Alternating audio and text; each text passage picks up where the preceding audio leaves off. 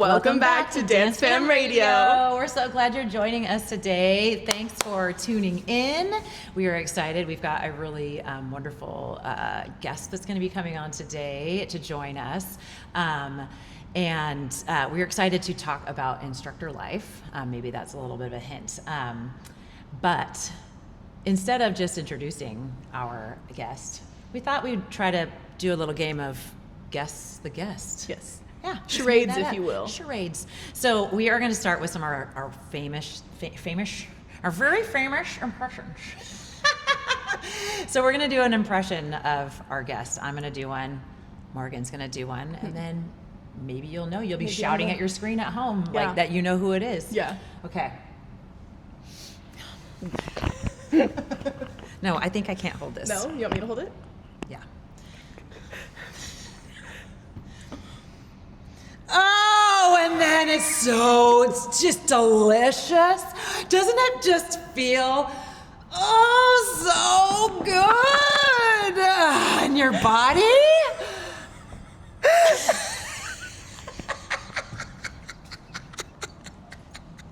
was a little when I met Sally, but you know? Oh, you need weights. Oh. Okay. Next. I don't even want to follow that. Oh, I'm sorry. You got this. Okay. Ryan is oh my gosh. Oh, maybe you can hear the guest giggling. I did not know she was gonna do that. I was like, I got one. I'll go first. She thought mine was gonna be better, but I really No, don't. I think yours is definitely gonna be at least more obvious. Okay, well, yeah, okay. Okay.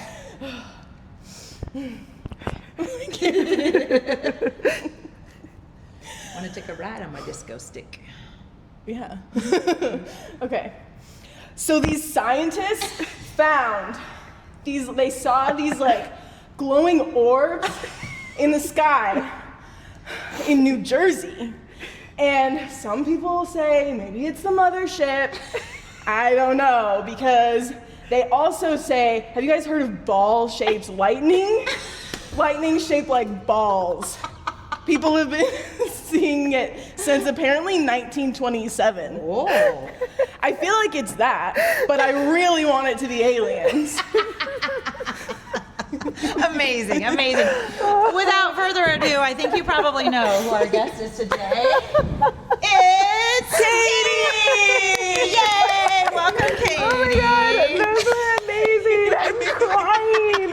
Don't worry, we always ask before we do impressions Oh my of people. God. We always make sure it's okay. Oh, that you did not disappoint. Tell us what you thought. Well, I was expecting some alien references, so I was not expecting like a porno show. I didn't realize that's what you get when you come to a yoga class with me. Apparently, I mean, it was exaggerated. Jess told me obviously. she was going to do a yoga one, but I didn't really. I had no idea. No. It's always so like. It was yeah. It's good. It's why I love you. You love yoga. I love it. She does. I love it so good. I probably do that a lot. You do, but it's like probably not as sexual sounding as what I made it. I didn't mean to. I just was. I didn't practice. I just was like, it's got to be like a I should have done a big Really inhale. good. Oh yeah. Should we all do it together? Yeah. Oh, that felt good. Oh my gosh! Welcome, Katie. Thank you. We're I'm so glad excited have you to on be the here. pod today. Yes. Episode 4, Instructor Life, Why We Teach. So before we kind of introduce more Katie, we wanted to address some, what do you call it? Request. And a request that we got on an email from one of our community members asking us to talk a little bit more about our dance backgrounds. So we're going to do that real fast, and then we can talk about our instructor backgrounds and Katie. Yay. Do you want to talk about your dance background real fast? Sure. I started dancing when I was around 3 or 4 years old. I was begging my parents to go to dance class. I loved it already. shout out to the Barbie Nutcracker movie. That's what set me onto it. Oh my God. Right. Classic. Obsessed. Classic. 2001 classic. And so I was in dance. They put me in dance class at just like a local studio. It was run out of like this lady's garage that she converted, and I started taking just the normal baby ballet, baby tap classes. Cute. And I had one little outfit, and I wore it once a week at dance class. It was blue and sparkly. It was a leotard and a little skirt. And then the studio kind of grew, and they were putting together like more performance like teams. So for the kids that really liked performing or wanted to do it more seriously instead of just taking classes, you could like kind of audition and be in part of those, and they had different levels kind of grouped by age and stuff. And so they asked me to be in one of those, and so I joined one of those, and even more costumes, like the pictures every year and the recitals, and then we started like doing competitions just around the state. It wasn't quite. It was like just barely pre-Dance Mom, so it wasn't that serious yet. But I was doing competitive dance in the Dance Moms era. Wow. And so everyone was like asking me about Dance Moms all the time. Like, is it really like that? I'm like, no. I was like, Not for me. yes. It was not like that for me. It is like that for some people. For me, it wasn't. It was more. They were more low key about it. So I did that up until probably high school, and then in 8th grade, I auditioned for my high school's dance company, which it wasn't the drill team. We had like a drill dance team, kind of like the NFL dance teams are now. It was like that. And there was the cheerleaders, and then there was dance company, which was very much more like the modern, like artsy, like we just performed like for recitals, and we didn't go to competitions. We went to like these dance festivals where you like show your work. And You get adjudicated. you get adjudicated. Fancy term. Fancy term. Sometimes you get picked to do the showcase at the end, like right before awards. Ooh. We weren't that good, but like, but we were also up against like Salt Lake Performing Arts. Oh, by the way, I grew up in Utah.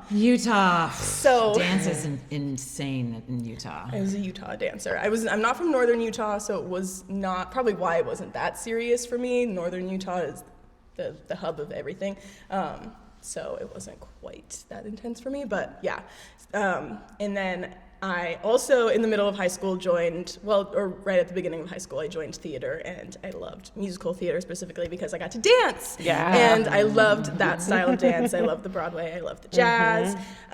So that was really fun, and I just kept doing that into college. I went to college in person for 2 years, and I took college dance classes there, which was basically just modern and ballet, I was like, but it was so, Not your fave. not my Not your fave. fave. I like ballet. I did do some little like ballet shows just with my community ballet in high school, and that was really fun. But I just like to dance for fun, not really for the perfection and the performance of it all anymore. So, yeah. And then when did you start instructing classes and things? Probably around college. They needed someone to teach like a kids like rec center dance class. So me and this other girl, we were like freshmen or sophomore in college, and so we went and did that for a little bit, and that was like my first teaching experience. So it was very much like I was just like, I didn't really know how to teach, but they were like, you're older than these dancers, so you can teach them. That tends to be how it starts. Yeah. And then I like kind of transferred more into the fitness space, and around that same time is also when I started taking pole dance classes, and that all happened when I moved here. Which was? I moved here in 2020. Got my fitness certification around that time. Started taking pole classes in 2021. And you teach pole as well. And I teach pole as well. Yeah. I started that in 2024. All kinds of things. All kinds of things. Cool. Yeah. Awesome. Yeah. So I'll do mine real fast. Nutcracker. Nutcracker, is a yeah. thing. I mean, it's the sugar I was in the Fairy. Nutcracker. yeah. It's like the, what do they call it? Like the gateway. The gateway drug for little girls and dance. So It's either that or Swan Lake. Oh yeah.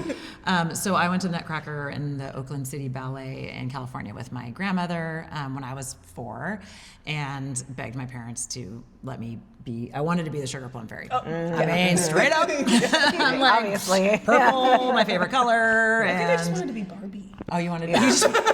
Well, thank God she was in a Nutcracker. I know. Because maybe you would have gone down the wrong path. I know. Yeah, so I went and saw that and begged my parents to let me take dance classes for a while. It's so funny that we both did that. I know, and they didn't want to do it right away. And but they eventually let me be in those classes, and I remember particularly there was this like a rec center ballet that I went to, and it was around there was like a pool that you'd have to walk by to get into it, and we would do, I don't know what we do, but at the end we'd do the grand finale every time. I don't know, or else did we ever do this, but it was like they played this one particular song and we just got to dance across the room. And I was like, like, this is the best thing ever. I loved it so much. I wish I could find the song because I don't know what it is, and but it would give me lots of good feels to hear it again.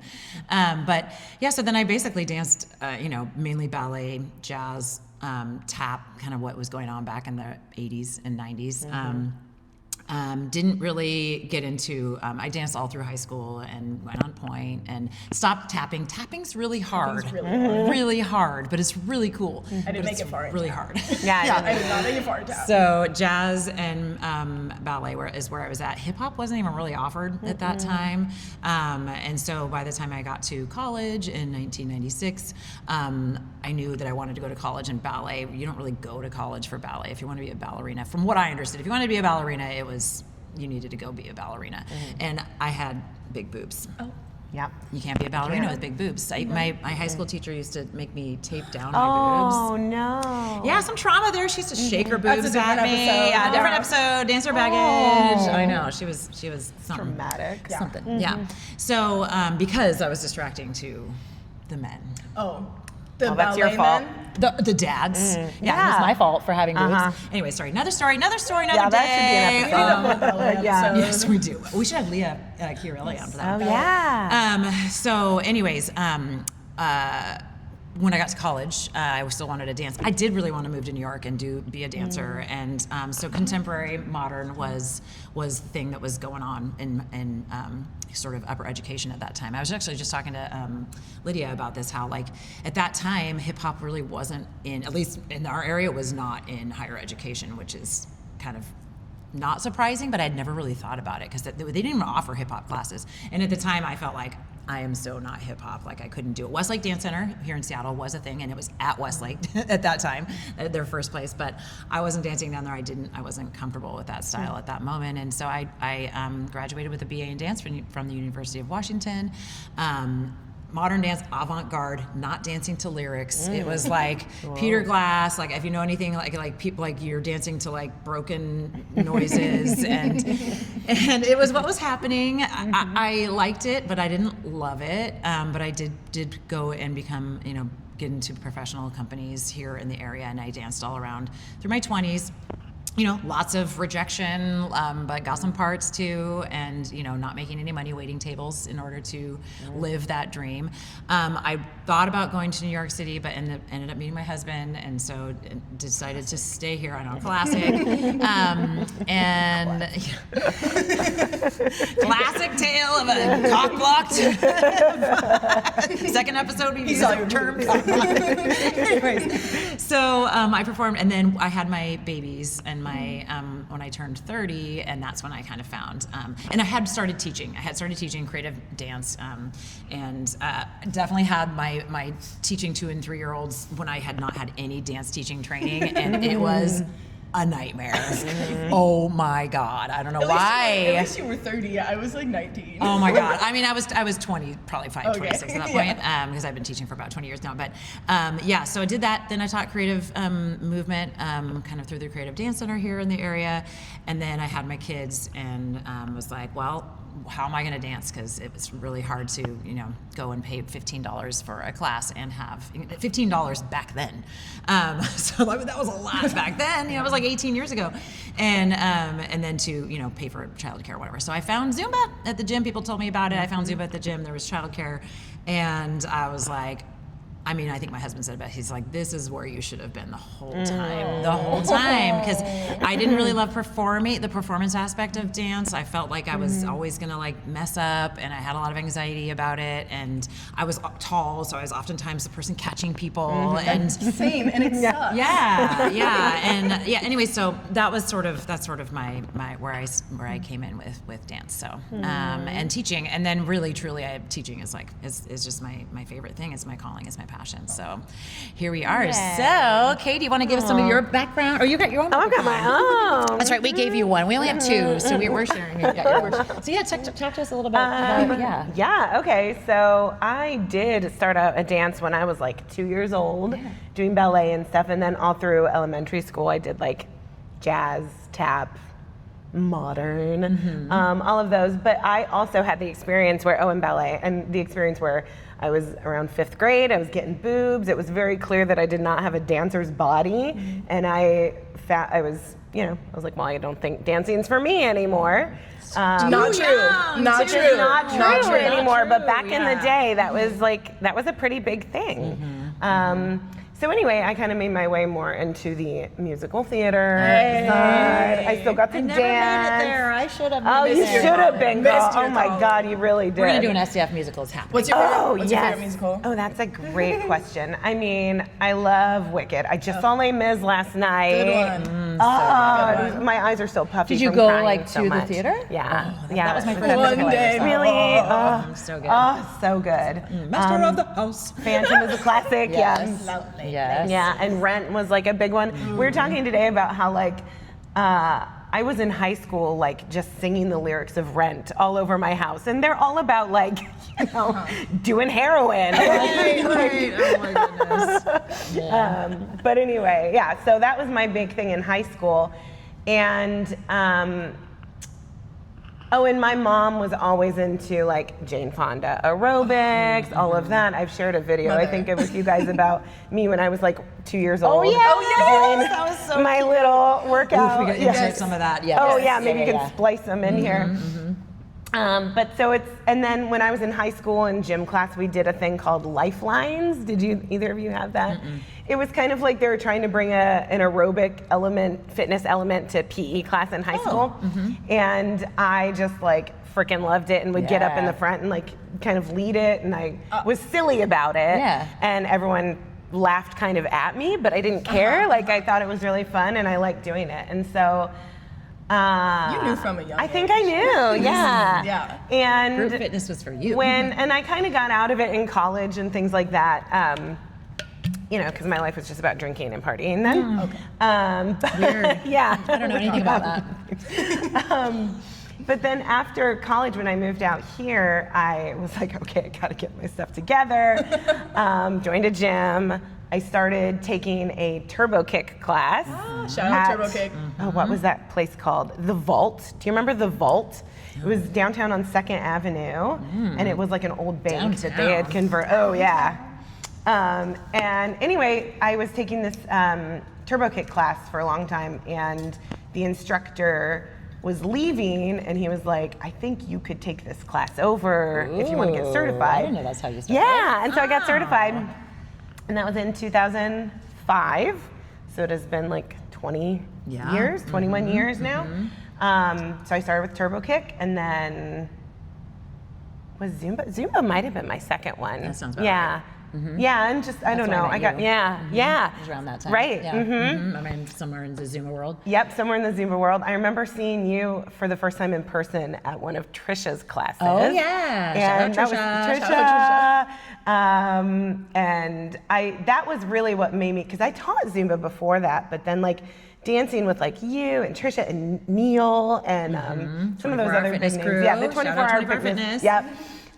Just made it so much more fun, and I just I don't know, I felt way more, I don't know, it was resonating with me a lot more, Then during the pandemic, I was teaching a whole bunch, I was doing a lot of Les Mills, I was doing all this hardcore stuff, and then during the pandemic, it forced me to slow down, as it did all of us, and I was like, all right, I need something that I can maintain throughout life, because my body was starting to get the aches and pains and everything, so I found yoga, And I did a few certifications over COVID, and I just I love yoga so much, obviously. I love it so much. So good. You're so good at teaching it. It's so ooey gooey goodness. Well, I just feel like, everyone knows I complain all the time about how much pain I'm in. I feel like I've been hitting it really hard for 20 years. Yeah, makes sense. And so I need something that I can keep going with because I love also teaching so much, and I don't want to have to stop. Yeah. So, yeah. Wonderful. Yeah. Well, that's so cool. So hopefully that answers your questions, my friends. Here to talk about that. We're here to talk about instructor life, what's amazing about it, what's challenging about it. So teaching at a place like SCF looks from the outside probably playlist, movement, community, but there's obviously a whole layer that people don't always see. So I think that's what we're here to talk about today. We love having Katie. You've been teaching for me for 4 years, right? Soon after the studio opened. I think it will be 5 in September. Okay. Yeah. Yeah. Okay. So basically from pretty much the start. And I really appreciate Katie's contribution to the studio. She's very grounded. She's very nurturing. And she's very welcoming, and just such a lovely presence to have in here. So I love having you on our team, and I know the community loves you too. I love it so much. I love you too. I love you guys. Okay, so instructor life. We want to talk about kind of the joys, some of the best things about teaching. So Morgan, do you want to say what your favorite? Sure. Examples there for you. I just really love, I love the community, I love the students. I really love when someone comes up to me after class and shares kind of their wins, especially leading a class like Booty Pump. They're like, oh my gosh, the first time we did this round, it was so hard for me. I had to go down in weight, blah, blah, blah. It was not what I was expecting. And then I came back today and did it again, and I did a heavier weight. And so I really love when people share things like that with me. And it also validates that I'm doing a good job and that I'm doing it properly. That no one is getting hurt. And, and you're getting stronger. So I love being a part of that journey for people. Nice. Yeah. What about you, Katie? I love all that. I think my main thing about teaching is that I want to make fitness an accessible, fun thing for people to do, because if you don't enjoy it, you're not going to do it. Totally. And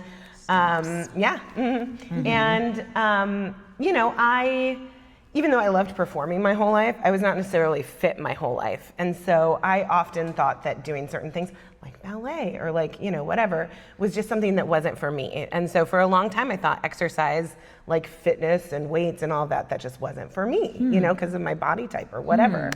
And then once I realized that I could do it, I just had to find a way to make it fun. I wanted to share that with other people and help empower them to realize that it's not about whether you can or can't. It's just about finding the right way for you. Yeah. What's your jam? What's your jam? What's your favorite way to move? Yeah. So I feel like there's so many benefits to being an instructor. Getting to move your body is what you do. I think all three of us are lucky enough, are hustling enough to get to do this job as kind of our full-time gig. So the variety in that is really awesome. I like. People are like, see you tomorrow. I'm like, what day is it? Yeah. Now I at least know where I'm going to be. There was many years where I'm like, where am I going to be on that day? And you two are still kind of, popping around to different studios and different gyms and things like that. But that variety is great. Getting to know so many different people. And the energy exchange in the room, especially, I think especially in a dance class, I'm sure that it's in other classes too, but I think I just feel I just love the feeling between the instructors and the students as we sort of build this massive cloud of sparkle, happy joy. You know what I mean? And I love,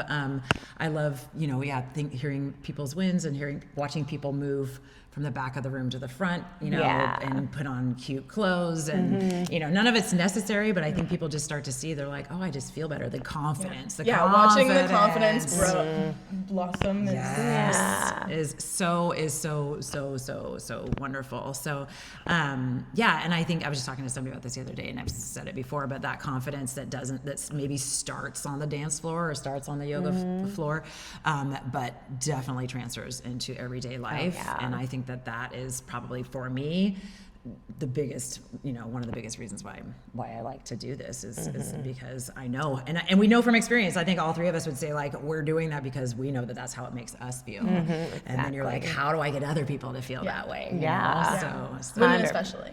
Women especially. Yeah, women. Yeah. I mean, dudes too, but so let's see. What's something that instructors get to witness that maybe most people don't see? They don't know. You wouldn't know if you're not an instructor.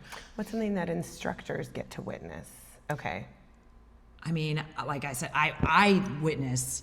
I mean, as an instructor and a studio owner, I feel like I have a really bird's eye view of people, and then from the stage is also a bit of a bird's eye view. Literally. So so I, like I said, like I touched on a second ago, I witnessed that shift from like nervous, shy, brand new to like starting to feel themselves a little bit, to front row diva, to becoming an instructor. Like I get to witness those things, and as a studio owner too, like watch somebody sort of start to pop in a little bit, maybe start to come to some events. Anyway, so those little things that because we're watching all the time.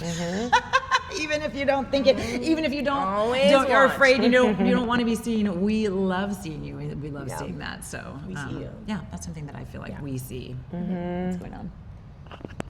Yeah. I agree. I think another thing is we get to see, along with the confidence, is we get to see you make friends with each other. Oh yeah, it's so cute. It's so we cute. love it. We love it's it. So lovely.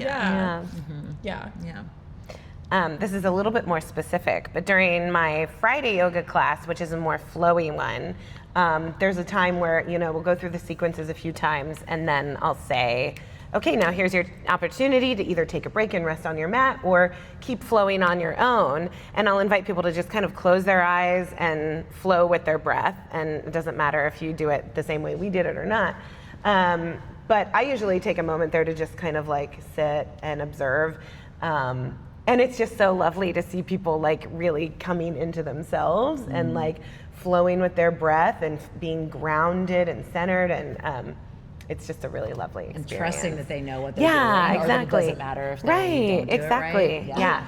Another I loved is like little things that you pick up from us that are instructor specific things. I'm just thinking of the class-led class when you guys are up there and we get to see you like doing little cues and things that we do. It's like it's so fun. Yes, it's really sweet. Yes. Or making fun of us. Yeah.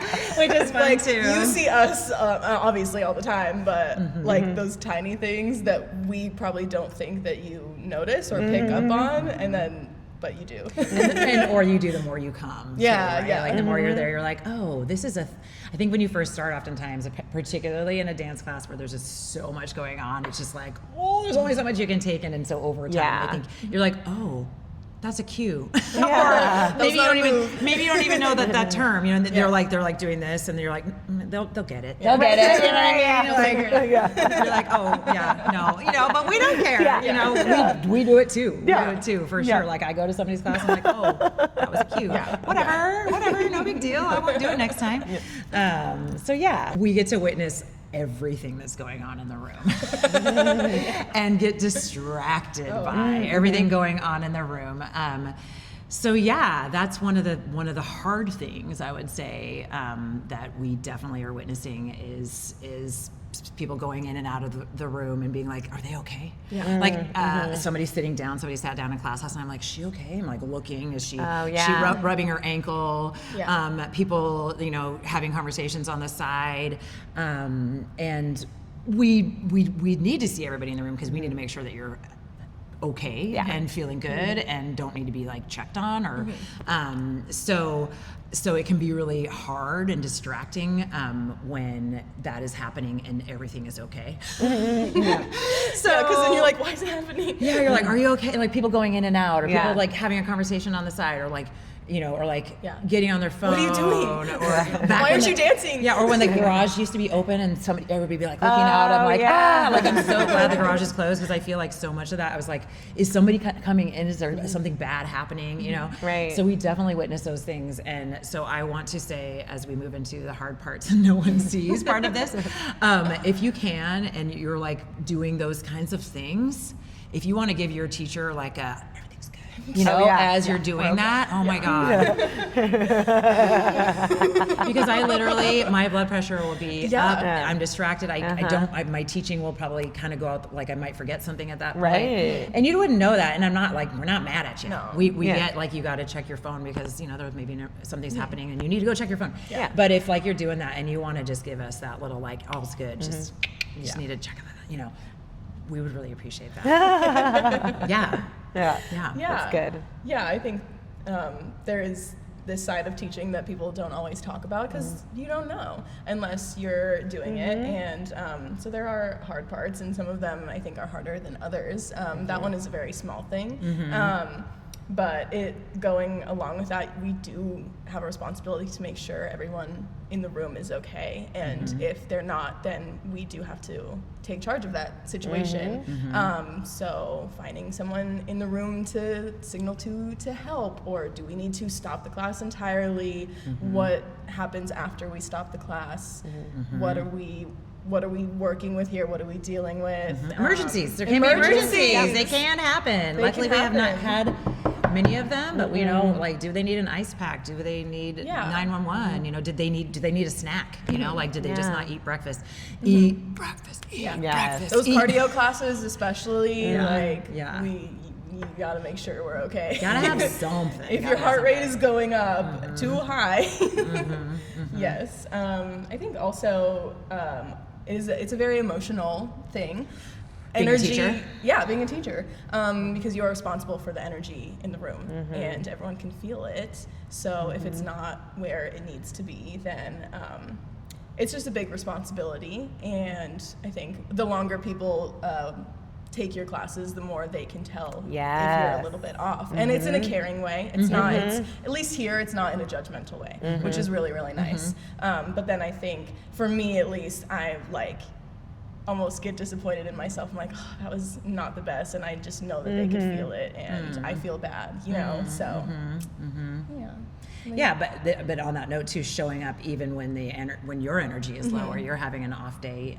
Obviously, you know, I know that students in our community get that we're not like always cheerleader. You know, like there's hard stuff going on out in the world, and we're trying to provide a place for you where you can just leave it at the door. But doesn't mean we're not, you know, obviously walking in sometimes like. It is, you know, it's really hard. I think for me, it's really hard when I'm having those days to put on like the kind of almost performance mask and like set everything to the side. Because when you're taking a class, obviously you feel the same things, but you know, you can, you know, go hide in the back. You don't have to talk to anyone if you don't want to. Go cry in the bathroom. We know that's happening too. Yeah.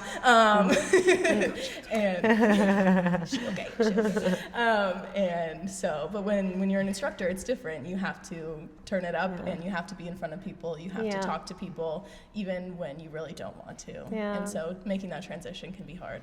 But I will say, and maybe this is transitioning into another topic too early, but one of the great things about doing that at this studio in particular is that we know everyone, we're friends with most people. So like the other day I had a bad day on Monday morning and I showed up and I got so many hugs and I got so many like kind words and reassurances. And by the time I was ready to get on stage, I felt a lot better already. And then after just like going through a few songs by the end of class, I felt so so much better. Class And does fix it. It really does. Class fixes it. Most of the time. I call that flipping your pancake. And Yep. or I like that. Some of my good friends that we were like, oh, you totally flipped. Thanks for flipping my pancake. That class flipped my pancake. And we can definitely flip our own pancake, or by the energy in the room. So same. Like if I'm like, there has been times where I'm like fighting back tears, trying to just like, got to get up there. There's no chance. I mean, I taught the day after Trump got elected the first time at 9:30 Zumba class, and I was like, how am I going to go in there? How am I gonna, But it was cathartic, honestly, and so I think that thankfully, yes, we can still, even with that, we can come in and generally when you start moving your body, because movement is medicine. So just like the same, dancers or yoga, whatever, students coming in, whatever they're doing, just like you have a bad day and you come in, you feel better. Like it really does do the same for us. And I guess we're just lucky because we have to do it. Yeah. We have to get off the couch. We have to just wipe our Right. tears. Yeah. I honestly do think that that's a benefit that we're kind of forced to push through and get through it. And In the moment, it can kind you suck, and then you're like, it's good. What are other hard things that instructors kind of deal with that people may not know, and what like affects you that maybe people wouldn't know? Attendance. Attendance. Low attendance. When the numbers are low, that can feel, Or when you're like people that you are always there are not there, anymore, or they've stopped coming. Yeah. Where did you go? Where did you go? And try not to take that personally. Yeah. Because I think a lot of the time that isn't personal, but we do take it sort of personally. I think subbing is really hard. Subbing is hard. Yeah. So like feeling like they're not going to show up for you for the class that you're subbing when you're the sub is like, oh man, you got to take. A lot of times they're coming for that specific. Right. teacher. I mean, we know what that's like, going to a class because you expect a certain thing, and then there's a sub, and you're like, and now you have to like, work harder. Your brain has to work harder. Yeah. You're like it's not just. So we know what that's like. Mail it in. And we know everyone's feeling that way, but hopefully not with us, because you know us and you love us. Yeah, for sure. But the physical wear and tear on your body. Oh, like yeah. you were talking about is. That's my main thing. Yeah. That's it. Because oopsies. I think we not only are we like out here doing this 5 days a week or whatever, maybe more than once a day, but we also have to go bigger and harder, and we don't have to. Some classes we can like with weights and things like that. I've been taking it down. I was like, please You no. keep going. Let me see. I'm really glad that you're doing that for yourself, because that's honestly just good modeling to show people that if you're hurt, go down in weights. Doesn't mean you necessarily have to totally stop. But the physical wear and tear is definitely a real thing for us, and that's one of the reasons I started the studio too. Is I was like, I'm not gonna be able to do this at this level forever, because when I started the studio, I was teaching. There was a point where I was teaching like, I don't even know, like before kids, I was teaching. No. During kids, I think I was teaching like 10 plus classes a week. Yeah, that's so much. And that is a lot in between kids classes and adult classes. Right. And I definitely was like feeling it. And so I think the other thing too, one of the things that I know you all have physical wear and tear as well. And so like modifying is just like such a big deal. And one of the things that I also see from a bird's eye view is when people get injured and they stop coming to class because they can't, their knees hurt or whatever, they can't do this type of class. And I can't tell you how many times I tell that person, I'm so sorry, obviously, that you're injured. That sucks and so frustrating, but don't stop moving. You don't need to come here. Don't stop moving. And the amount of times I've seen somebody, because maybe their doctor maybe told them to rest. I don't know, but what ends up happening is a knee then becomes a back, then becomes a neck, because you stop moving. So if nothing else, if you get injured and you can walk, or you can swim, or you can go to yoga. Yeah, just like keep that body moving, because I just, from that bird's eye view, I just have seen so many times where somebody is just like, and I also, because I'm reaching out and I'm like, are you okay? How are you doing? Checking in. So how do you balance being part of the community but also leading it? Ooh, it's really a challenge. Yeah. It's really a challenge. And I would, I lead it, but I would definitely say you two are leading it. All of the instructors here are, part of the leadership team. I think, what makes SDF is different, right? This is not like an anonymous, you're not like kind of teaching at a big box gym where people come and go and like you might not ever learn their name. Here at SDF, like we're really trying to learn your name. We really do want to know you. We really want to invite you in to be a part of just the workout fam or part of the whole thing, because for me, that's a big part of building this was to find community, to find that third space is the term I'm hearing all the time these days, that place where you can find community. So be it your, a soccer team of some sort or church or what, we just don't have as many of those places. And so for me, that was a big part of doing, of having this community. And I feel like there are people who still think they're not really invited to, to especially, the events that are happening that are sponsored by us and are like put out, in a real public way. We're probably selling it as a ticket to, or even the thing after that ticketed thing. When we say that, that you're invited to come, like, and actually we really want you to come, like, and so I think, that's something that's different about us, but also can lend to a little more feelings, like maybe about like feeling like left out or something like that. I was saying this too. Yeah, feeling like you're not necessarily always invited to things that everyone else is, that some of the members might be doing, because they don't necessarily feel comfortable inviting an instructor or something like that, or that they don't want to burden the instructor with, I don't know, drama an invite or an invite or exactly, obligation, anything like that. So sometimes it can feel like, kind of wish I knew about that. But then also you probably might be like, but then I'd have to say yes or no. Right, exactly. And that's the other hard part is you can't say yes to everything because there's so much. There's always something going on around here, and it's all amazing, and I want to do it all. And I can't. You can't because of families and lives and work. So there's definitely like a dichotomy there. And how do you conduct yourself as when people know you're an instructor, but you're at not a sponsored event? That's a really good point too. Yeah, I mean, we're all pretty cool with each other, but there's still a level of professionalism I think we want to have. Yeah, right. Yeah, so for sure. And I think too, because you're also participants and leaders and part of the social group, and I feel like boundaries are really hard, really, really hard, because I want to have everybody know about my life, and I'm obviously very much an open book, and I want to know about your lives too, but it's sort of this, something that I know that I've thought about a lot and talked about a lot with instructor friends, especially people who've been in this community for a while, is that we get our feelings hurt when people stop coming, right? Like when that person who is always your front row diva, or that person who, has been coming every Friday for 5 years or whatever, and we feel like we're friends, or maybe we're acquaintances, but we certainly know each other because we maybe don't text, we maybe don't talk on the phone or go out for lunch or whatever, just as the two of us.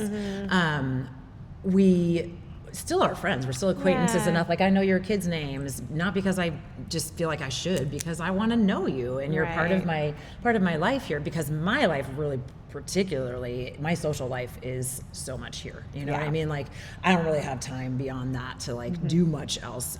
It's hard for me to even see my friends that don't come to SDF and aren't part of this. And so, I literally have like one or 2 nights a week where I could do that with my teaching schedule. And so of course this is like such a huge, lovely part of my life, but I feel like I do sometimes feel like I need to like be a little protected, because when you stop coming, it is so complicated for me. It's also complicated because of the transactional sort of nature. Like, you're paying me to be here, you're paying to be a part of, or you're helping pay for them to be teaching their classes, and I feel like there's a lot of expectations of us, particularly of me, and it's really hard because I want to be there for you and I want to be all those things, but truly, like, there are so many people who come and I can't like see everybody's birthday on Facebook. Like, sometimes I don't even open up Facebook in a day, you know, and to hear that like somebody's upset because maybe I said something to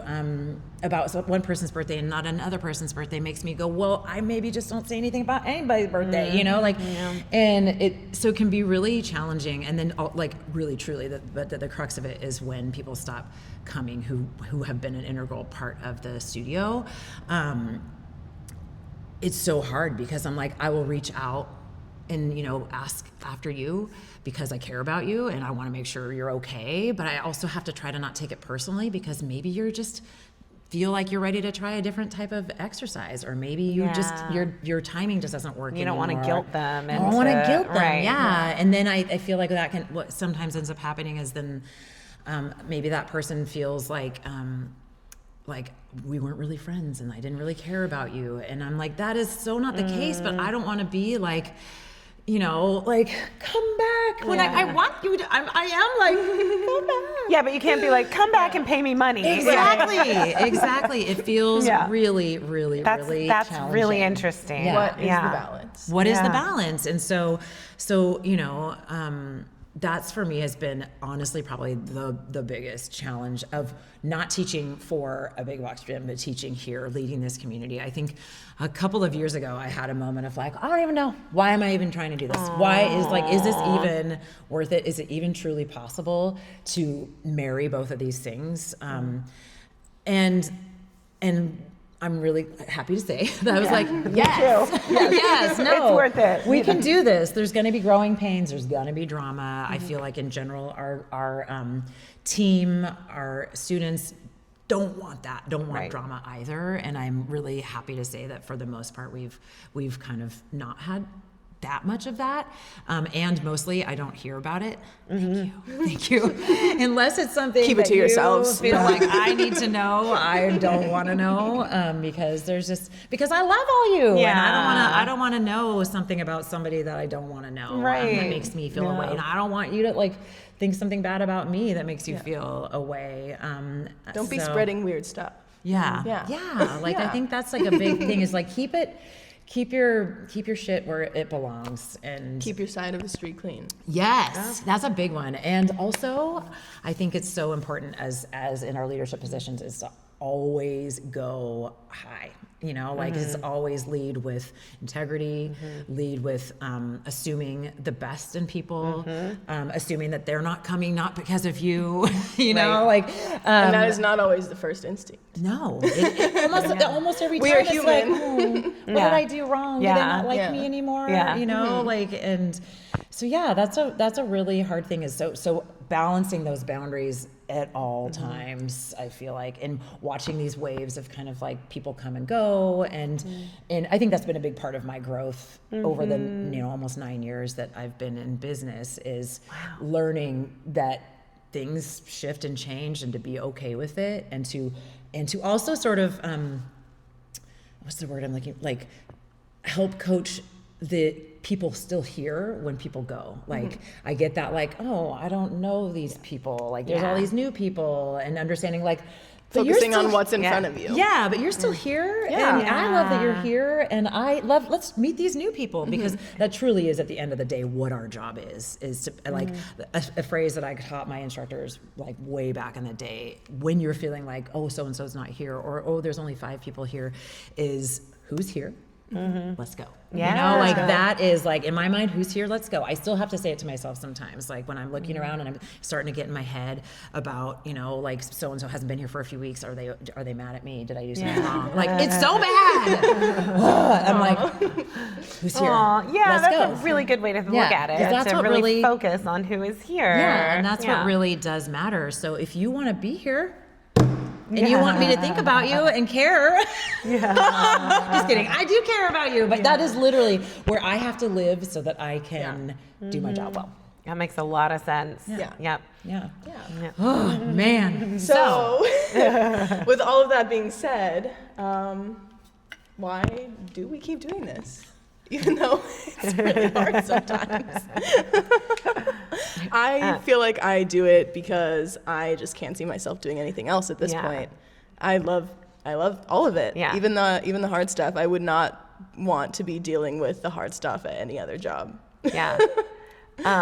Being totally honest, one of the reasons I do it is because I know that if I don't teach, I probably won't be working out. That's a good reason. As much, and at least as much. And I want to keep it going. I want to keep my body going as long as I can.